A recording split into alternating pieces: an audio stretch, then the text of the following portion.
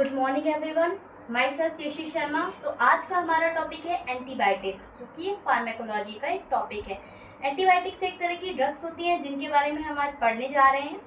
तो सबसे पहले हम इसका इंट्रो पढ़ेंगे। इंट्रो में हम देखेंगे कि एंटीबायोटिक्स का जो सेकेंड नेम होता है वो क्या होता है। Second name of antibiotic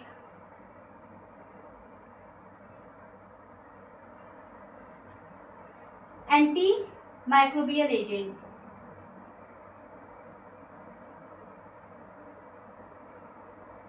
drugs बोल लो या एजेंट बोल लो, मैंने यहाँ ड्रग्स लिखा है।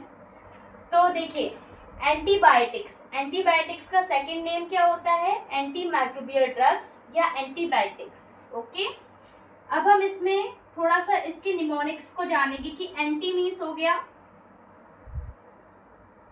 एंटी मीन्स क्या हो गया? Against.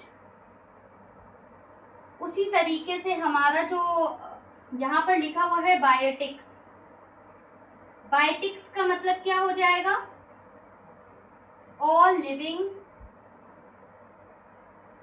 Micro organisms like bacteria,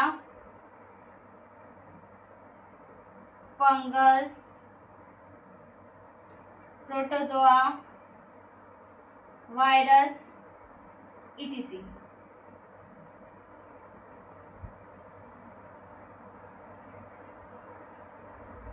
okay, मेरा कहने का मतलब ये है कि आज का जो हमारा टॉपिक है वो एंटीबायोटिक्स के ऊपर है।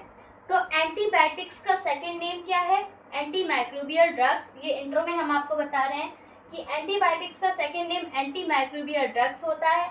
एंटीबायोटिक का जो निमोनिक होता है वो हम देख लेते हैं। एंटी मीन्स होता है अगेंस्ट, बायोटिक्स मतलब होता है all living micro organism like bacteria, fungi, protozoa and virus etcetera. तो देखिए, इंट्रोडक्शन में हम जान लेते हैं कि एंटीबायोटिक होता क्या है। तो एंटीबायोटिक में क्या होता है कि जितने भी हमारे माइक्रो ऑर्गेनिजम्स होते हैं, बैक्टीरिया हो गया, फंगस हो गया, वायरस हो गया, प्रोटोजोआ हो गया या पैरासाइट्स हो गए, जितने भी हमारे माइक्रो ऑर्गेनिजम्स रहते हैं, वो सारे माइक्रो ऑर्गेनिजम्स के अगेंस्ट जो ड्रग हमारी वर्क करती हैं उनको हम बोल देते हैं एंटीबायोटिक्स या फिर एंटी माइक्रोबियल एजेंट्स। ठीक है, तो ये था एक सिंपल सा बताना आपको कि ये एंटीबायोटिक होती क्या है। जैसे कि एंटीबायोटिक के बारे में थोड़ा और बता देते हैं कि जो एंटीबायोटिक होती है वो इसके लिए तो होती है, लेकिन एंटीबायोटिक काम क्या करती है? एंटीबायोटिक का ये काम होता है कि वो जो हमारे मतलब बॉडी में कोई भी इन्फेक्शन हो जाता है, जैसे कि कोई भी बैक्टीरियल इन्फेक्शन हो जाता है, तो उस टाइम पे हम एंटीबायोटिक देते हैं पेशेंट को। तो वो एंटीबायोटिक हम किस लिए दे रहे हैं? कि वो ख़त्म कर दे इन्फेक्शन को। तो सेम चीज़ यही रहती है कि जो एंटीबायोटिक होती है वो क्या करती है, जो बैक्टीरिया होता है, वायरस होता है या कोई भी इन्फेक्शन होता है उसके अगेंस्ट वर्क करती है और पेशेंट को रिलीफ दिलाती है। तो ये था एक यूज़ एंटीबायोटिक का, और ये थोड़ा सा इंट्रो था हमारा एंटीबायोटिक को लेकर। नेक्स्ट, अगर हम एंटीबायोटिक के इंट्रो के बाद देखेंगे तो वो डेफिनेशन आ जाती है। तो हम डेफिनेशन की बात करते हैं थोड़ी सी, कि डेफिनेशन में हम क्या लिखेंगे एंटीबायोटिक की। तो ठीक है, चलिए हम डेफिनेशन पढ़ते हैं अब। Definition,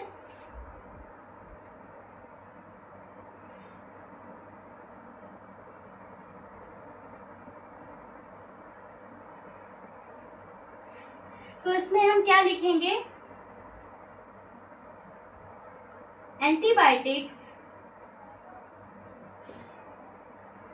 is also known as antimicrobial agent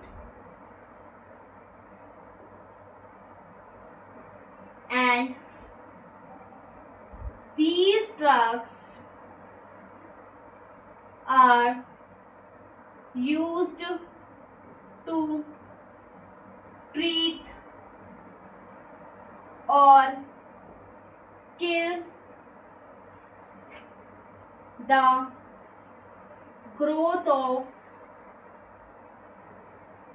microorganisms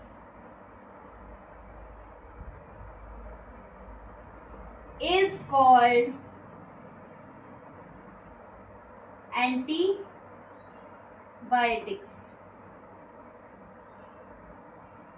ठीक है, तो ये हमारी डेफिनेशन है एंटीबायोटिक की, जिसमें हमने बताया कि antibiotic is also known as anti microbial agent या drugs. These drugs are used to treat और kill the growth of micro organisms like bacteria, fungus, virus, ये सारी पैरासाइट वगैरह सबको इंक्लूड कर सकते हैं, इज कॉल्ड एंटीबायोटिक्स। ओके, ये सिंपल है हमारा कि एंटीबायोटिक को हम बोलते हैं एंटी माइक्रोबियल एजेंट, और ये ड्रग्स हम इसलिए यूज करते हैं, कौन से ट्रीटमेंट में यूज करते हैं, इसलिए यूज करते हैं कि किसी भी बैक्टीरिया के लिए, किसी भी वायरस के लिए, किसी भी पैरासाइट के लिए, प्रोटोजोआ के लिए, ये सारे क्या है हमारे माइक्रो ऑर्गेनिज्म। तो जो एंटीबायोटिक्स होती है वो टोटली क्या कर रही हैं, हमारे माइक्रो ऑर्गेनिज्म के अगेंस्ट वर्क करती है, उसी को हम कहते हैं एंटीबायोटिक्स या एंटी माइक्रोबियल एजेंट्स। ओके, या ड्रग्स। तो ये थी हमारी डेफिनेशन। इसके बाद अभी हम देखते हैं क्या पढ़ाना है आपको।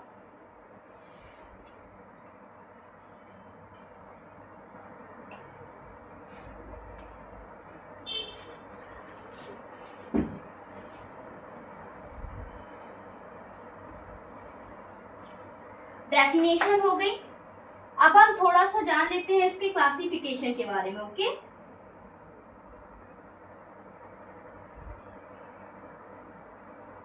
एंटीबायोटिक का क्लासिफिकेशन माइक्रो ऑर्गेनिजम्स के अकॉर्डिंग अगर हम देखेंगे तो अकॉर्डिंग टू माइक्रो ऑर्गेनिजम्स क्या हो जाएगा, पहला रहेगा एंटीबैक्टीरियल, दूसरा क्या रहेगा एंटीवायरल, तीसरा क्या रहेगा एंटी प्रोटोजोअल, और एंटी हेलमिंथिक। ओके, ये हमारा क्लासिफिकेशन होता है according to micro organisms antibiotics का। तो इसमें कुछ एग्जांपल्स भी हम लेके चलेंगे कि जैसे कि बैक्टीरियल हो गया तो यहाँ पे पेनिसिलिन हमने ले ली, अमोक्सिसिलिन ले ली, सेफेलोस्पोरिन ले ली, ये क्या है, इसके एग्जांपल्स हो गए हमारे एंटीबैक्टीरियल के। ओके, देन अब हम देखते हैं एंटीवायरल की कुछ एग्जांपल, जैसे कि मेन एसाइक्लोविर,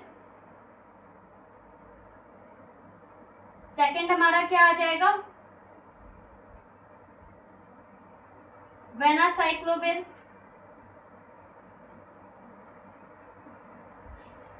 अब हम बात करते हैं एंटी प्रोटोजोअल ड्रग्स की। एंटी प्रोटोजोअल कौन कौन सी होती है हमारी, देन बता सकते हैं अगर आपको हमें थोड़ा सा पता हो एंटी प्रोटोजोअल के बारे में। देखिए, एंटी प्रोटोजोअल ड्रग्स में हमारी होती है मेट्रोनिडाजोल और टिनिडाजोल। ओके, एंटी हेलमिंथिक में हमारी होती है अल्बेंडाजोल, और इसके बाद हमारा एक और क्लासिफिकेशन बचा है एंटी फंगल का। एंटी फंगल का, अगर एंटी फंगल का क्लासिफिकेशन होगा तो वहां पर हम कौन सी ड्रग्स का एग्जांपल हमारे हो जाएगा, देखिए तो इसमें हम लिखेंगे फ्लूकेनाजोल, कीटोकेनाजोल।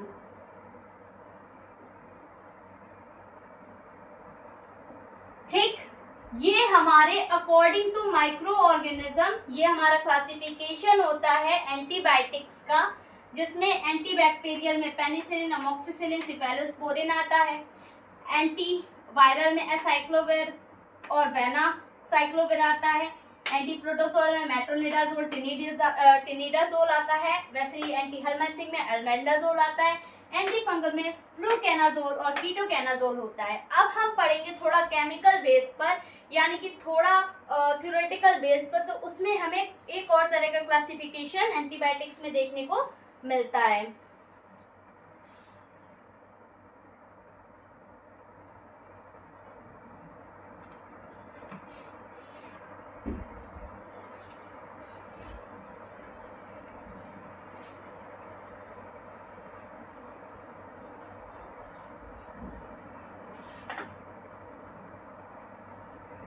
हाँ, तो अब हम सेकेंड क्लासिफिकेशन इसका पढ़ लेते हैं कि जो सेकेंड है वो किसके बेस पर चलता है। जो सेकेंड क्लासिफिकेशन है वो केमिकली बेस पर चलता है, केमिकल एंड स्टैटिक बेस पे चलता है। तो इसमें क्या आ जाएगा, नैरो स्पेक्ट्रम एंटीबायोटिक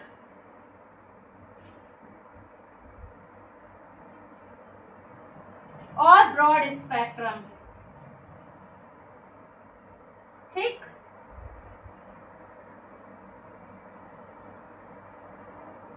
ये हमारी एंटीबायोटिक्स हैं। ओके, अब इसमें भी कुछ एग्जाम्पल होते हैं हमारे, वो हम आपको बता देते हैं। पेनिसिलिन, मैथिसिलिन,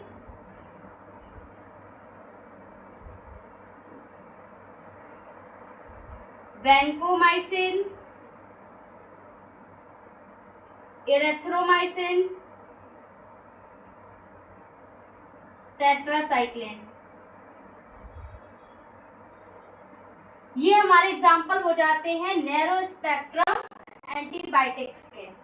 नेक्स्ट अब हम ब्रॉड स्पेक्ट्रम के देखते हैं, कौन कौन सा आ जाएगा।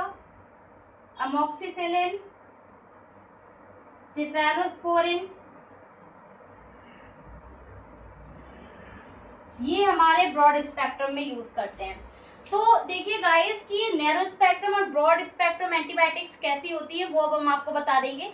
क्योंकि देखिए अकॉर्डिंग टू माइक्रो ऑर्गेनिज्म अगर हम देखेंगे तो आपको समझ में आ गया था उसमें कि अगर एंटीबैक्टीरियल रहेगा तो हम बैक्टीरिया के इन्फेक्शन के अगेंस्ट वर्क करेंगे, एंटी माइक्रोबियल रहेगा तो माइक्रोब्स के अगेंस्ट वर्क करेंगे, मतलब सारे उसमें इन्वॉल्व हो जाएंगे। वैसे ही एंटी फंगल रहेगा तो फंगस के अगेंस्ट वर्क करेंगे, प्रोटोजोआ होगा प्रोटोजोआ के अगेंस्ट वर्क करेंगे, पैरासाइट होगा पैरासाइट के अगेंस्ट वर्क करेंगे, हेलमेंथिक होगा तो हेलमेंथ के अगर करेंगे, है ना, जो वॉर्म्स वगैरह होते हैं उनके अगेंस्ट वर्क करेंगे। तो सेम उसी तरह से हमारा जो केमिकल बेस पे है क्लासिफिकेशन, जिसमें हमारे नैरो स्पेक्ट्रम और ब्रॉड स्पेक्ट्रम की हम बात कर रहे हैं, उसमें हम आपको बताएंगे कि नैरो स्पेक्ट्रम और ब्रॉड स्पेक्ट्रम एंटीबायोटिक्स क्या होती हैं। तो देखिए जो नैरो स्पेक्ट्रम एंटीबायोटिक है उसका मतलब नैरो मतलब कम, ब्रॉड मतलब ज्यादा। ठीक, नैरो मतलब कम, ब्रॉड मतलब ज्यादा। ओके, ऐसे याद रखना है कि जो नैरो स्पेक्ट्रम है यानी कि नैरो मतलब कम, जो भी हमारे किसी भी छोटे मोटे एरिया में इन्फेक्शन हो रहा होता है या कम इन्फेक्शन हो रहा होता है उसको कवर करने के लिए हम नैरो स्पेक्ट्रम एंटीबायोटिक्स का यूज करते हैं। लेकिन उसी जगह अगर किसी बड़े एरिया में इन्फेक्शन फैल रहा हो या मतलब हो गया हो किसी पेशेंट को, तो हम उसको ब्रॉड स्पेक्ट्रम एंटीबायोटिक देंगे। ब्रॉड मतलब बड़ा, मतलब ज्यादा एरिया को कवर कर रहा है, तो हम इसलिए उसमें ब्रॉड स्पेक्ट्रम एंटीबायोटिक का यूज करेंगे। ये होता है narrow spectrum and broad spectrum. And then आप देख सकते हैं इनके कुछ एग्जांपल्स हमने लिखाए हुए हैं, ये मेन है, आपको ये याद रखना बहुत ही जरूरी है। एंड देन इसके अलावा भी अदर क्लासिफिकेशन में जेंटामाइसिन हो जाता है जो कि नेचुरली हमारा फॉर्म हुआ है ये ड्रग, वो भी फंगस से। देखिए जो हमारी एंटीबायोटिक्स है वो मतलब ऐसा होता है कि उनके कुछ सोर्सेज से मिलकर भी एंटीबायोटिक बनती हैं। जैसे कि नेचुरल बेस की अगर हम बात कर लेंगे, नेचुरली में वो फंगस से बनती है एक एंटीबायोटिक जिसका नाम होता है जेंटामाइसिन। वैसे ही हमारी कुछ केमिकली बेस पर भी बनती हैं और कुछ सेमी सिंथेटिकली बेस पर भी बनती हैं, जिसमें अमोक्सिसिलिन और ये बहुत सारी ड्रग्स जो आपको बताई हैं वो शामिल हो सकती हैं। तो उसी तरीके से ये हमारा क्लासिफिकेशन यहाँ पर हम खत्म करते हैं। एंड देन इसके आगे बढ़ते हैं, तो आगे हम देखेंगे इसमें मैकेनिज्म ऑफ एक्शन की बात करेंगे। मैकेनिज्म ऑफ एक्शन में क्या होता है।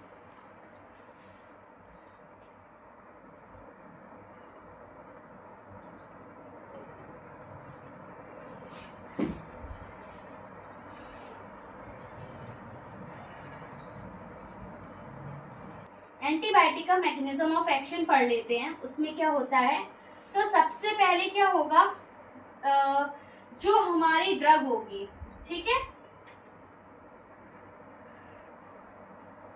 Drug bind to the cell wall of bacteria with peptidoglycan layer. ठीक, अभी हमने क्या किया, जो पेशेंट को ड्रग दी है वो बाइंड हो जाती है जाके बैक्टीरिया की सेल वॉल से, जो कि पेप्टाइडोग्लाइकेन की लेयर से मिलकर बनी होती है। उसके बाद क्या होगा, ये जो ड्रग है वो क्या करेगी, ब्रेक करेगी सेल वॉल ऑफ बैक्टीरिया और स्टॉप कर देगी सिंथेसिस ऑफ बैक्टीरिया। मतलब जो बैक्टीरिया की सिंथेसिस वहां हो रही होगी उसको क्या कर देगी, वो स्टॉप कर देगी, यानी कि किल कर देगी। फिर यहां पर क्या हो जाएगा, सप्रेस हो जाएगा और किल हो जाएगा क्या, बैक्टीरिया, जिसकी वजह से हमें कौन सा इफेक्ट देखने को मिलता है, बैक्टीरियोसाइडल इफेक्ट।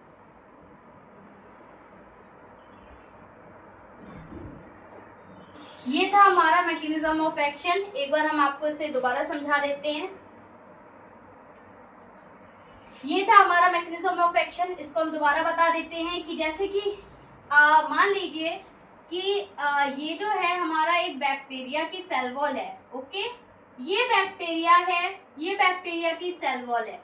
ओके, तो इस बैक्टीरिया के ऊपर पेप्टाइडोग्लाइकेन की सेल वॉल बनी हुई है।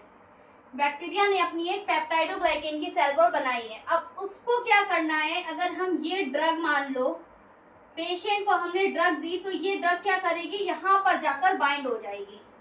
जब ये ड्रग यहाँ बाइंड हो जाएगी तो ये स्टॉप कर देगी, मतलब ये यहाँ से ब्रेक करने लगेगी पेप्टाइडोग्लाइकेन की लेयर की को और उसकी सिंथेसिस को रोक देगी, जिसकी वजह से ये बैक्टीरिया पे आके अगेंस्ट उसके वर्क करेगा और इसकी चेन को किल कर देगा या सप्रेस कर देगा, जिसकी वजह से हमें देखने को मिलेगा बैक्टीरियोसाइडल इफेक्ट। ये है इसका मतलब।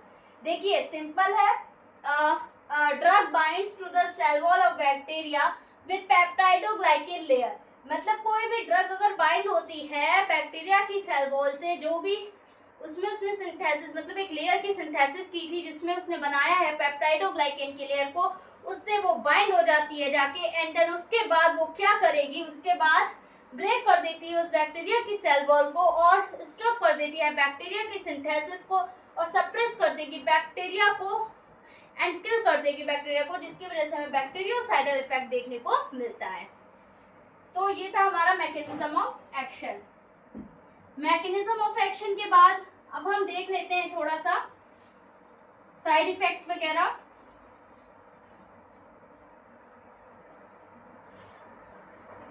हमने मैकेनिज्म ऑफ एक्शन पढ़ चुका है, अब हम थोड़ा सा देख लेते हैं साइड इफेक्ट्स को।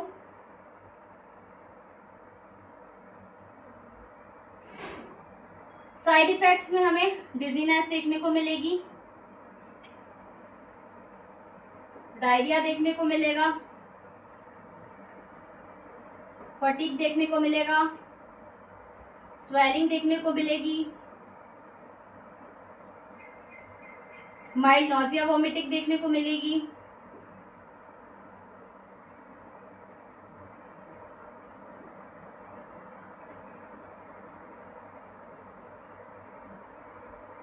फीवर देखने को मिल सकता है, हेडेक देखने को मिलेगा,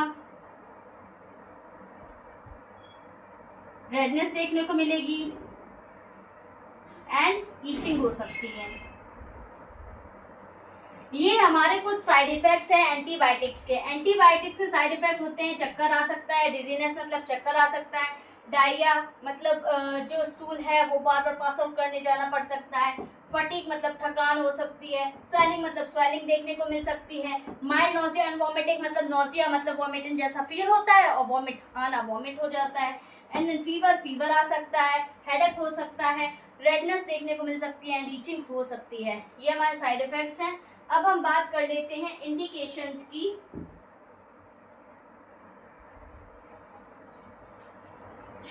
अब हम पढ़ेंगे इंडिकेशन और कॉन्ट्रा इंडिकेशन को।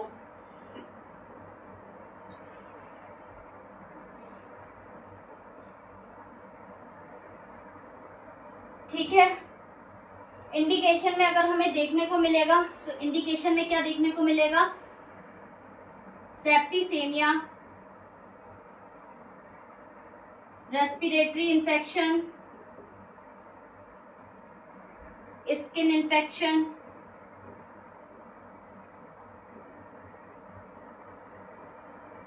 और सिफिलिस, ये हमें देखने को मिलता है इंडिकेशंस में। अब हम बात करेंगे कॉन्ट्रा इंडिकेशन, तो यहाँ पे एनाफाइलैक्सिस रिएक्शन देखने को मिलती है। उसके बाद हमें क्या देखने को मिलेगा, कॉन्ट्रा इंडिकेशंस में एनाफाइलैक्सिस जो रिएक्शन होती है वो देखने को मिल जाएगी, और हमारी जो किडनी डैमेज है वो हमें देखने को मिलेगा। ओके, तो देखिए ये थे हमारे indication and contra indication. Indication में septicemia, respiratory infection, skin infection, syphilis, और कॉन्ट्रा इंडिकेशन है anaphylaxis reaction and kidney damage. ये देखने को हमें हो गया हमारा। अब हम क्या करेंगे, इसके बाद थोड़ा सा नर्सिंग, ये हमारे इंडिकेशंस एंड कॉन्ट्रा इंडिकेशंस हो गए। अब हम थोड़ी नर्सिंग रिस्पॉन्सिबिलिटी की अगर बात करेंगे, नर्सिंग रिस्पॉन्सिबिलिटी में मेन ये याद रखना है कि जो हम एंटीबायोटिक कोई भी देंगे तो वो हर 8 घंटे मतलब 8 आवर्स के गैप में हमें एंटीबायोटिक को देना होता है। ठीक है, 8 आवर्स के गैप में हम पेशेंट को एंटीबायोटिक दे सकते हैं। एंड उसके बाद भी दूसरी चीज़, उसके सिम्टम्स को, उसके साइन एंड सिम्टम्स को हमें रेगुलर मॉनिटर करना होता है। ये हमारा जो है मोस्ट इम्पॉर्टेंट नर्सिंग रिस्पॉन्सिबिलिटी है।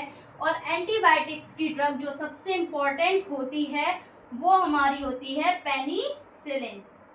ये मोस्ट इम्पॉर्टेंट ड्रग होती है हमारी एंटीबायोटिक्स की। तो ये था हमारा एंटीबायोटिक्स, और यहाँ पर ये हमारा फिनिश होता है एंटीबायोटिक। तो आपको अच्छा लगा होगा, आई होप कि आपको अच्छा लगा। बट अगर आपको कोई डाउट होता है या कोई भी आपको कुछ भी नहीं समझ आता है तो आप कमेंट बॉक्स में कमेंट कर सकते हैं।